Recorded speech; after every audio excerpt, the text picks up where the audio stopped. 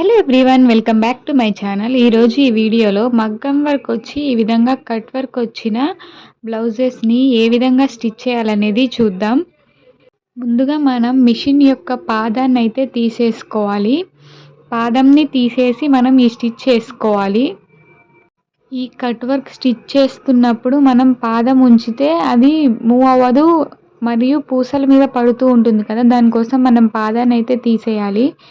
తీసేసిన తర్వాత మనం స్పీడ్గా స్టిచ్ చేయకుండా చిన్నగా స్టిచ్ చేస్తూ వెళ్ళాలి. లాస్ట్లో ఎడ్జ్ వచ్చిన దగ్గర సూదిని ఇలా దింపుతూ చిన్నగా స్టిచ్ చేసుకోవాలి.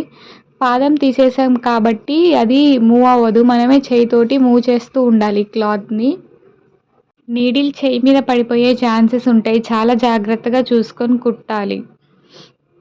మనకి కట్ వర్క్ పర్ఫెక్ట్గా రావాలి అనేది మనం హ్యాండ్తో క్లాత్ని మూవ్ చేసే దాని మీద డిపెండ్ అయి ఉంటుంది.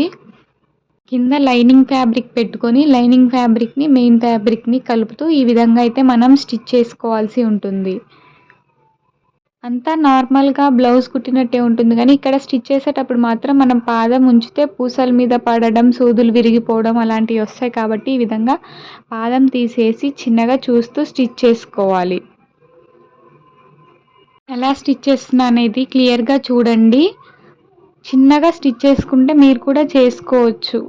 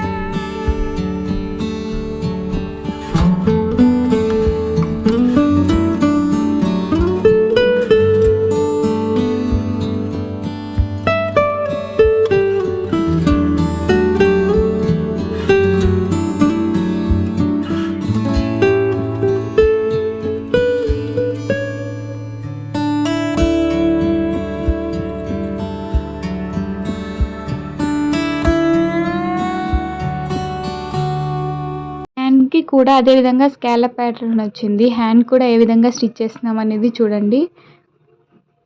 ఈ స్కాలప్ ప్యాటర్న్ లోపలికి వెళ్ళే దగ్గర ఎక్కడైతే ఉంటుందో అక్కడ నీడిల్ని దింపి మనం ఆపి ఇట్లా టర్న్ చేస్తూ స్టిచ్ చేసుకోవాలి. చేతులు మూమెంట్ చేస్తూ స్టిచ్ చేసుకోవాలి. ఇలా స్టిచ్ చేసిన తర్వాత ఎక్స్ట్రా ఉన్న ఫ్యాబ్రిక్ని, కిందన ఉంచుకున్న ఫ్యాబ్రిక్ని కట్ చేసి చిన్నగా కట్స్ పెట్టుకొని మనం ఫ్యాబ్రిక్ని రివర్స్ చేసుకొని నార్మల్గా బ్లౌజ్ లాగా స్టిచ్ చేసుకోవాలి. ఎక్స్ట్రా ఉన్న ఫ్యాబ్రిక్ని ఈ విధంగా కట్ చేశాక ఎడ్జ్లో ఈ విధంగా చిన్నగా టక్స్ పెట్టుకోవాలి. అలా టక్స్ పెట్టుకోవడం వల్ల మనకి ఆ కట్ ఉన్న దగ్గర నీట్ ఫినిషింగ్తో అయితే వస్తుంది. మనం నార్మల్గా రివర్స్ చేస్తే అలా రాదు, ముడతగా వస్తుంది క్లాత్. అందుకే కంపల్సరీ ఈ విధంగా కట్స్ పెట్టుకోవాలి. కట్స్ పెట్టుకున్నప్పుడు మనం ఎగ్జాక్ట్గా కట్ అవుతుందో లేదో అనేది చూసుకోవాలి. కొంచెం లోపలికి కట్ అయినా కానీ డిజైన్ అంతా డిస్టర్బ్ అవుతుంది. మీరు మా ఛానల్ని ఫస్ట్ టైం చూస్తున్నట్టయితే ఒకసారి ఛానల్లోకి వెళ్ళి చెక్ చేయండి. చాలా కటింగ్ అండ్ స్టిచ్చింగ్ వీడియోస్తో పాటు మీషో రివ్యూస్ కూడా ఉన్నాయి. ఫ్యాబ్రిక్ని ఈ విధంగా రివర్స్ చేసుకొని అక్కడ కట్ వర్క్స్ దగ్గర ఫింగర్ తోటి ఆ విధంగా అనుకొని రివర్స్ చేసుకొని స్టిచ్ చేసుకోవాలి.